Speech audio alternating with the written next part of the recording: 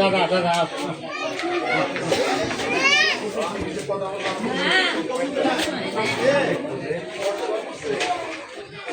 এই যা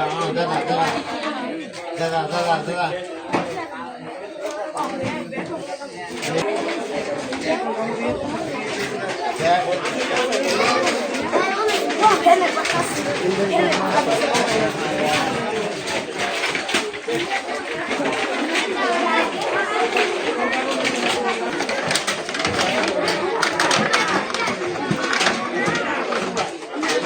này chứ đây này rất nhiều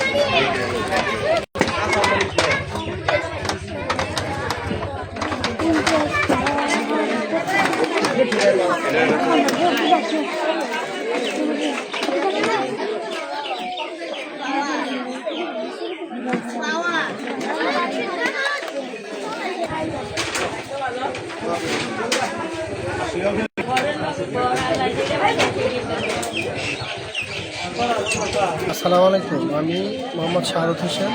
আমার বাজারে একটি মনাহারি দোকান ছিল। দোকানে অনেক পানি ছিল। রাত্রি 11:50 সম্ভবত এই টাইমে আমি বাড়িতে শব্দ পাই যে প্রচণ্ড বিকট শব্দ হচ্ছে। শব্দ হওয়া তাৎক্ষণিক এখানে আসি, আইসা দেখি যে ভয়াবহ আগুন। তৎক্ষণাৎ ফায়ার সার্ভিসে খবর দিই। ওনারা ফায়ার সার্ভিসের লোকজন এসে দ্রুত আগুন নিভে ক্ষয়ক্ষতির পরিমাণ অনেকটাই হইতো। আর বাজারে অনেকগুলো ঘর পড়তো। আমার এবং পাশে যে আর একটা ইলেকট্রিসিটি দোকান ছিল, 2টা ঘর পড়ছে।